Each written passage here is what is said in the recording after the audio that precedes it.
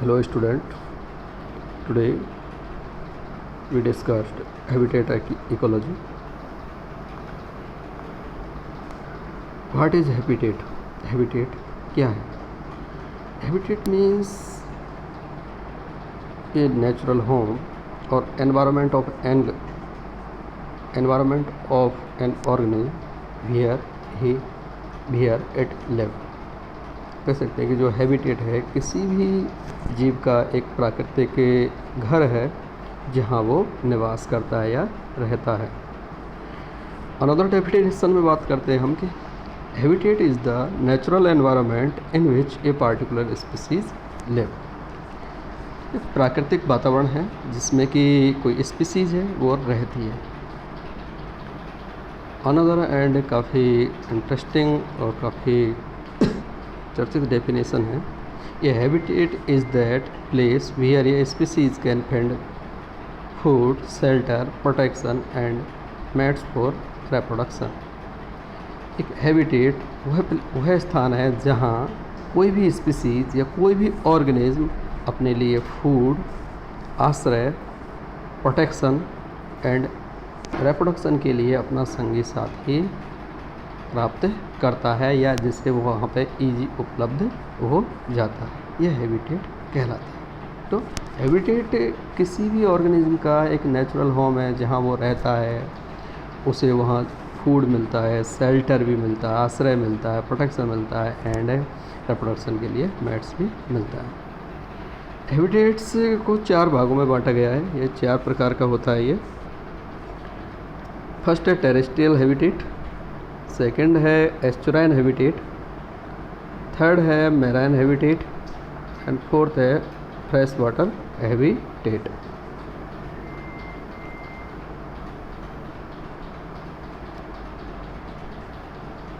ये यहाँ 4 डायग्राम लिए गए हैं जो कि चारों प्रकार के हैबिटेट को शो कर रहे हैं।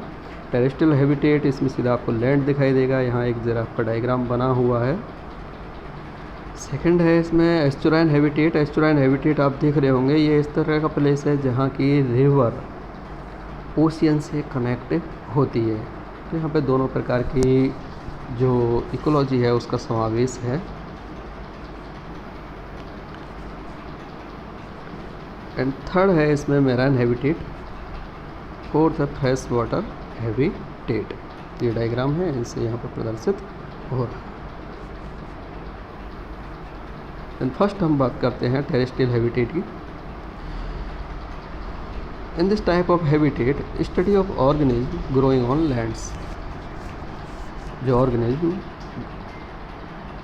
लैंड पे ग्रो करते हैं उन सभी का अध्ययन हम टेरेस्ट्रियल हैबिटेट के अंतर्गत करते हैं। Now we discussed about environmental condition of this habitat and its community. Now we discussed environmental condition. First, moisture. Moisture is the major limiting factors. Thus, process like evaporation and transpiration became chief significance in life of plants. Plants के बारे में जो ये moisture है major limiting factor है, because यहाँ evaporation भी होता है एंड transpiration भी होता है। सेकंड है टेम्परेचर वेरिएशन। टेरेस्ट्रियल हैबिटेट में टेम्परेचर में वेरिएबिलिटी बहुत अधिक पाई जाती है। थर्ड है rapid circulation, rapid air circulation through out the globe. पूरे ग्लोब में जो रैपिड एयर सर्कुलेशन होता है यहाँ पे टेरेस्ट्रियल हैबिटेट के अंतर्गत। And fourth physiography. जो लैंड है, land is not continuous. Land कभी भी अनवरत नहीं होती, कहीं पे ये टूटी हुई होती है। ये सभी फैक्टर टेरेस्ट्रियल हैबिटेट को प्रभावित करते हैं। इसके अलावा फिफ्थ है सॉइल। सॉइल में भी मोस्टली इसके जो नाइट्रेट एंड फॉस्फेट जो न्यूट्रिएंट्स हैं ये इसे प्रभावित करते हैं टेरेस्ट्रियल हैबिटेट को। thus we can say a climate like temperature, moisture, light and substrate like physiography of land and soil became important group of factors in the terrestrial habitat. Communities. Now we discussed communities of terrestrial habitat. Mostly producers and consumers से इसमें include होंगे. Producers में mainly यहाँ पे large rooted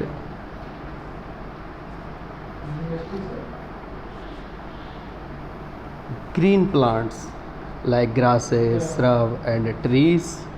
और other classification में हम कह सकते हैं यहाँ पे कि हर्बेसियस प्लांट्स और वुडी प्लांट्स यहाँ पे पाए जाते हैं. एंड अनदर क्लासिफिकेशन में हम ये कह सकते हैं कि यहाँ पे हेलोफाइट्स हैं, मीजोफाइट्स हैं या जीरोफाइट्स हैं, वो यहाँ पे पाए जाते हैं. Mostly large rooted green plants like grasses, shrubs and tree यहाँ पे पाए जाते हैं.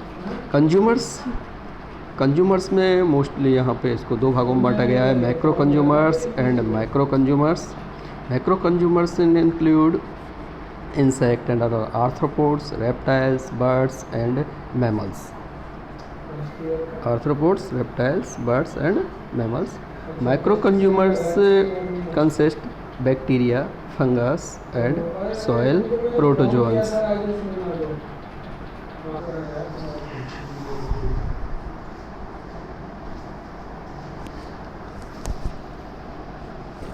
Now we discussed estuarine habitat.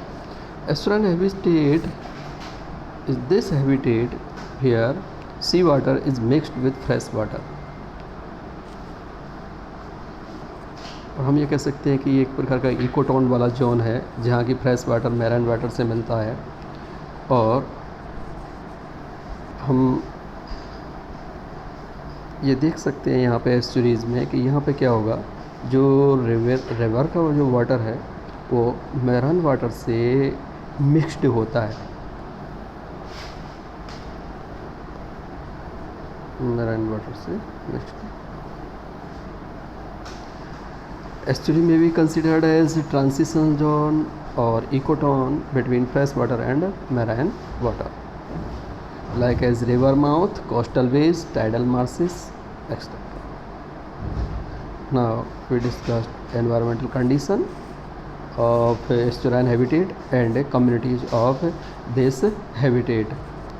Environmental condition. First, concentration of dissolved oxygen.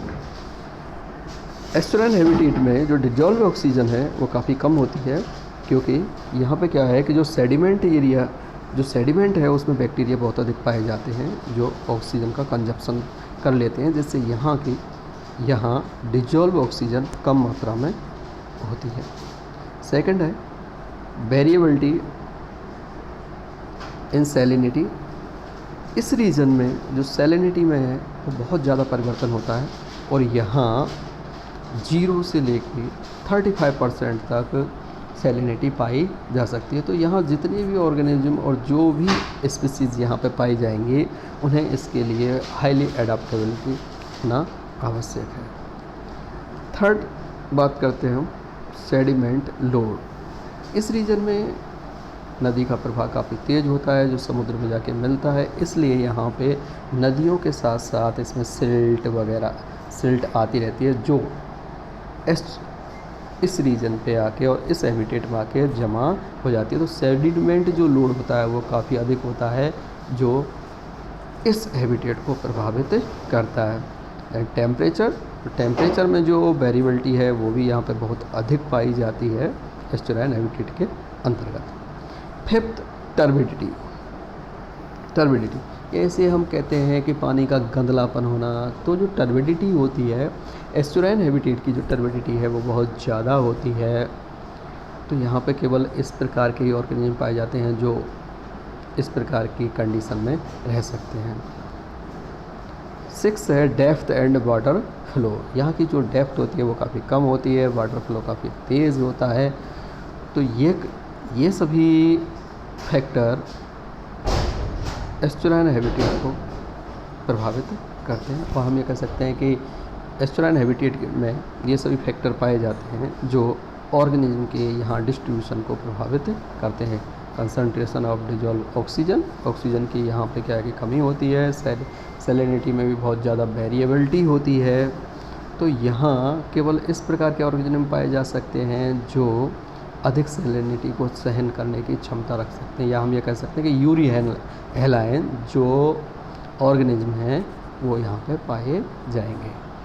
Salinity के आधार पर प्राणियों को दो भागों में बांटा जाता है, एक होते हैं स्टीनो हैलाइन, स्टीनो, और दूसरे होते हैं यूरी हैलाइन। स्टीनो हैलाइन इस प्रकार के प्राणी होते हैं जो केवल कम सैलिनिटी में चेंजेस के ही प्रति टॉलरेंस होते हैं, और जो यूरी हैलाइन होते हैं वो अधिक सैलिनिटी चेंज के प्रति भी टॉलरेंट होते हैं। तो यहाँ पे मोस्टली जो यूरी हैलाइन ऑर्गेनिज्म हैं वो पाए जाएंगे। Now we discussed communities of estuarine habitat. Here the rate of primary production exceed from the rate of communities respiration. यहाँ पे जो प्राइमरी प्रोडक्शन है वो काफ़ी अधिक होता है, प्राइमरी प्रोडक्शन रेस्पिरेशन से काफ़ी अधिक होता है। तो यहाँ की जो प्रोडक्टिविटी है वो बहुत ज़्यादा होती है इस प्रकार की कम्युनिटीज़ की। मोस्टली यहाँ पे इंक्लूड है, एक तो प्रोड्यूसर्स होंगे और यहाँ पे कंज्यूमर्स यहाँ पे पाए जाएंगे। प्रोड्यूसर्स में मेनली 3 टाइप्स के प्रोड्यूसर्स यहाँ पे पाए जाते हैं। एक मैक्रोफाइट्स हैं, बेंथिक मैक्रोफाइट्स हैं एंड फाइटोप्लैंक्टन्स हैं। मैक्रोफाइट्स से include mostly seaweeds, sea grasses and marsh grasses. Other है सेकंड है बेंथिक मैक्रोफाइट्स, इसमें स्मॉल मैक्रोफाइट्स पाए जाते हैं जो टोटली वाटर के या जल के अंदर पाए जाते हैं। थर्ड है phytoplanktons, this include diatoms and dinoflagellates which abundant in the sediment. तो यहाँ पे गाद बहुत ज़्यादा जमती है। तो इसकी फैक्टर्स के बारे में जब हम आपको बता रहे थे तो उसमें हमने आपको बताया भी था कि यहाँ पे जो सेडिमेंट की प्रॉब्लम है वो सबसे ज़्यादा होती है, सेडिमेंटेशन यहाँ हाई होता है। तो इसमें मोस्टली जो फाइटोप्लैंक्टन्स हैं वो डाइटम एंड डाइनोफ्लैजलेट्स पाए जाते हैं। कंज्यूमर्स यहाँ लगभग 200 स्पीसीज फिशेस की पाई जाती हैं, जिनमें पैसिफिक हेरिंग जिसे क्यूलोपिया के नाम से जाना जाता है काफ़ी पाई जाती है। सर्फ पर्च पाई जाती है यहाँ, फ्लैट फिश है, रॉक फिश है, सालमन है एंड लैम्प्रे भी पाए जाते हैं। इसके अलावा भी यहाँ पे जो क्रस्टेशियन हैं ये पाए जाते हैं, इकाइनोडर्म्स हैं, जेली फिश है, इंसेक्ट हैं, बैक्टीरिया है, माइग्रेटरी बर्ड्स हैं एंड मैमल्स, ये सभी यहाँ पे पाए जाते हैं। तो हमें यहाँ केवल ये जो हैबिटेट इकोलॉजी के बारे में हम बात कर रहे हैं यहाँ, और हैबिटेट इकोलॉजी में हमने यहाँ पे 2 हैबिटेट के बारे में आपको बता दिया है, एक तो टेरेस्ट्रियल हैबिटेट एंड एस्चुराइन हैबिटेट। दोनों के आपको यहाँ एनवायरमेंटल कंडीशन का पता हो कि क्या एनवायरमेंटल यहाँ की कंडीशंस होती हैं, एंड सेकंड है इसकी कम्युनिटीज़, कि यहाँ पे कम्युनिटीज़ किस प्रकार की पाई जाती है। तो मोस्टली जैसे अभी हम बात कर रहे थे, जैसे एस्चुराइन हैबिटेट है, तो एस्चुराइन हैबिटेट की एनवायरमेंटल कंडीशंस अभी हमने आपको बताई थी कि जैसे कंसंट्रेशन ऑफ डिजॉल्व ऑक्सीजन है, वेरिएबिलिटी इन सैलिनिटी है, सेडिमेंट लोड है, टेम्परेचर है, टर्बिडिटी है, डेप्थ एंड वाटर फ्लो है। तो these factors are affected estuarine habitat mostly. And communities में है, कम्युनिटीज़ में मोस्टली इंक्लूड हैं प्रोड्यूसर्स हैं जो कि प्राइमरी प्रोडक्शन का काम करेंगे, एंड सेकंड है कंज्यूमर्स हैं, this consumers are depends on producers for food. Okay, thank you.